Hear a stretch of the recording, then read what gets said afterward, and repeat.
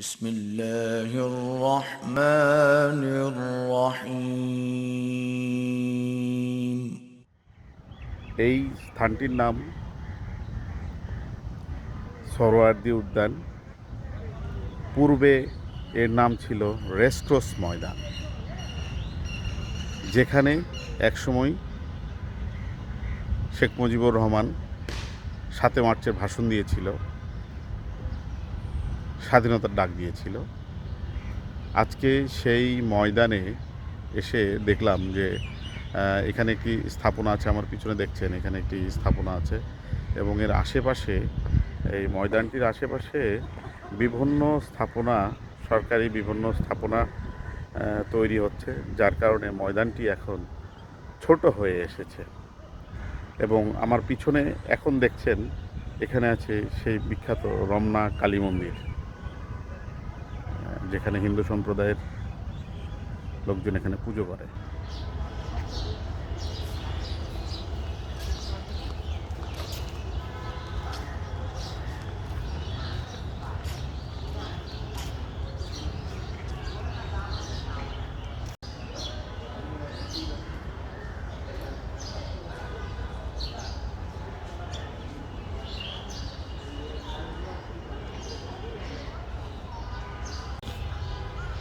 আমার পিছনে যে পদ্ম সরোবরটি দেখছেন, এটা রমনা কালী মন্দির, বাংলাদেশের ঐতিহাসিক ঢাকা শহরের কালী মন্দির। রমনা কালী মন্দিরের সামনে পদ্ম সরোবরের মাঝখানে একটি শিবের মূর্তি, এবং এই রমনা কালী মন্দিরটি অনেক পুরনো, এবং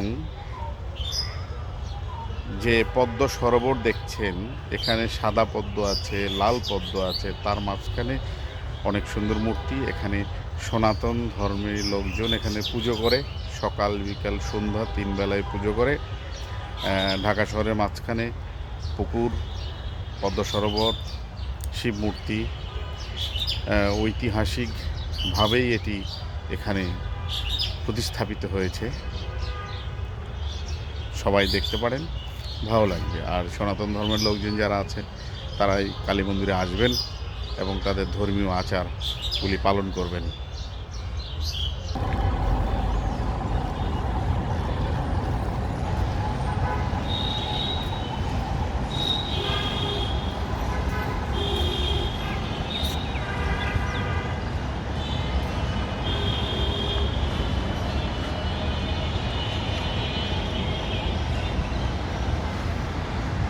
এই পাশে অনেক পুরনো সুলতানি আমলের একটি মসজিদও রয়েছে। পরিবেশ অনেক সুন্দর দেখা যায়, পরিচ্ছন্ন করলে আরও ভালো হবে। আর এখানে সমাহিত আছে শেরে বাংলা একে ফজলুল হক। ওনার জন্ম 26শে অক্টোবর 1873 এবং মৃত্যুবরণ করেন 27শে এপ্রিল 1962। এখানে সমাহিত আছে খাজা নাজিমুদ্দিন। ওনার জন্ম 19শে জুলাই 1894, মৃত্যু 22শে অক্টোবর 1964। এখানে সমাহিত হয়ে আছেন হোসেন শহীদ সোহরাওয়ার্দী। ওনার জন্ম 8ই সেপ্টেম্বর 1892, মৃত্যু 5ই ডিসেম্বর 1963। আর পাশে একটি সুলতানি আমলের মসজিদ রয়েছে। এই পাশে অনেক পুরনো সুলতানি আমলের একটি মসজিদও রয়েছে।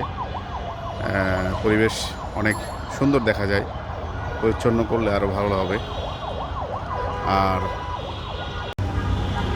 দেখুন, আমি এখন ঐতিহাসিক ঢাকা গেটের সামনে।